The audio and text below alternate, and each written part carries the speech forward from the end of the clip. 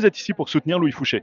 Alors, plus généralement, on est donc des membres actifs d'une association informelle, puisque bon, c'est pas vraiment une loi de 1901, qui défendons depuis, on va dire, la pandémie, les droits élémentaires sur nos libertés fondamentales déjà, ensuite des droits des traitements, et plus généralement, bon, comment dire, une certaine méfiance par rapport à ces vaccins qui sont sortis du chapeau.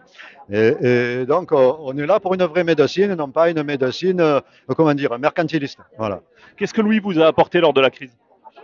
Qu'est-ce que Louis vous a apporté lors de la crise? Il fait partie d'une pléiade de médecins qui ne se sont pas laissés, comment dire, presque, je dirais, corrompre par rapport, comment dire, à cet esprit de labo qui nous vend une bonne santé, etc.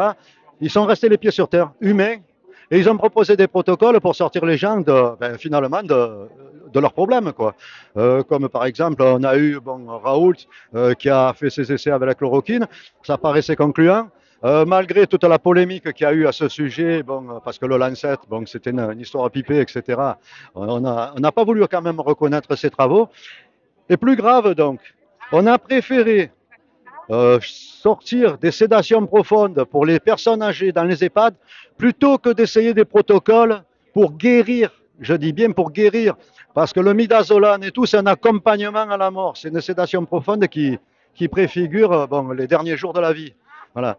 Alors, on a accusé la chloroquine de tous les maux, on l'a classée dans les trucs toxiques, on nous a même fourvoyé dans des trucs qui sont complètement aberrants, comme le port du masque, etc., en disant que c'était efficace, alors que la science prouvait que le virus passait au travers, etc. Un tas de choses, on a essayé de nous faire bouffer de la propagande au détriment de la véritable médecine. Alors, les gens comme Fouché, eux, ils remettent les choses un peu en place. Ils se placent près de l'humain, et c'est pour ça qu'on est là. Merci. De rien, monsieur.